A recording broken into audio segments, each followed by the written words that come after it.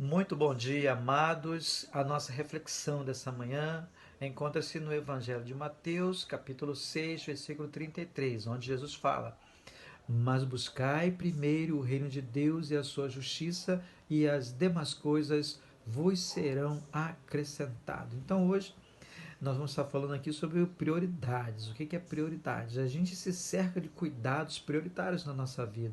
Quando a gente vai fazer compra, o dinheiro bastante curto, a gente escolhe o que é mais importante, o que é mais necessário para podermos comprar. A gente vive a nossa vida priorizando, principalmente no que diz respeito a tempo.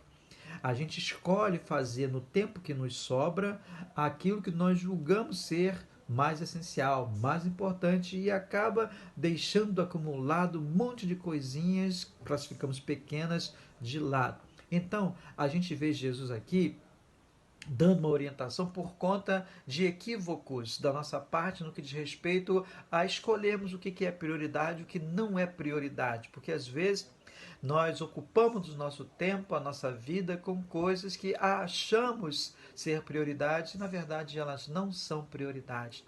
Só existe uma prioridade no mundo que é Deus. E por isso que Jesus fala: olha, buscai antes de qualquer preocupação, antes de alguma ansiedade, buscai em primeiro lugar o reino de Deus e a sua justiça, e todas as outras coisas Deus ele vai acrescentar na vida de você.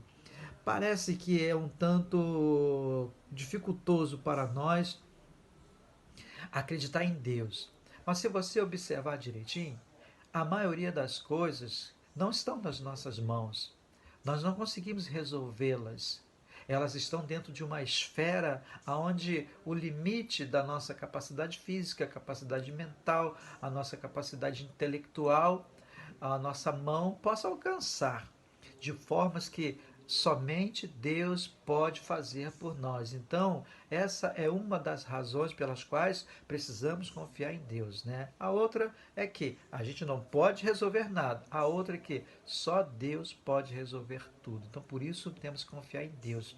Mas nesse versículo, a gente vê Jesus ele alencando essa questão da confiança em Deus em uma entrega total de confiança em Deus e deixando as nossas necessidades, por mais básicas e mais necessárias que sejam, de lado. Primeiro, você precisa fazer a vontade de Deus. E eu me lembro que em algumas passagens bíblicas a gente vê, né, por exemplo, o caso de Elias. Chegou na casa da viúva que só tinha um punhado de farinha e um pouquinho de azeite. E Elias falou para ela assim: olha, pega esse pouquinho de azeite, não faz para você e para o seu filho, não. Faz um bolo para mim e eu vou comer. E depois não vai te faltar mais nada. Então você vê alguém que não tinha nada, que estava com fome, que estava pedindo, mas que prometia que daria muito mais coisas para aquela mulher. Então aquela mulher fez, obedeceu com atitude de fé e de fato, né, o azeite jorrou de uma forma tão grande, a farinha não faltou e foi uma bênção na vida dela o fato dela ter acreditado no homem de Deus, ter acreditado naquilo que Deus, através de Elias, pôde ali estar falando. Então, meus queridos, é bastante proveitoso quando a gente entrega-se em confiança a Deus. Quando a gente de fato aceita a direção de Deus para a nossa vida, porque parece que às vezes é você arriscar alguma coisa que você tem, parece que é alguma coisa que você não está vendo, e tudo que a gente não vê foge um pouquinho do nosso controle e gera uma certa incerteza, uma certa dúvida. Mas confie que se você buscar em primeiro lugar o reino de Deus, a justiça de Deus, as outras coisas vão ser acrescentadas. Você precisa investir tanto em tempo, em vida para a obra de Deus, para uma busca espiritual, para uma busca de um crescimento diante do Senhor.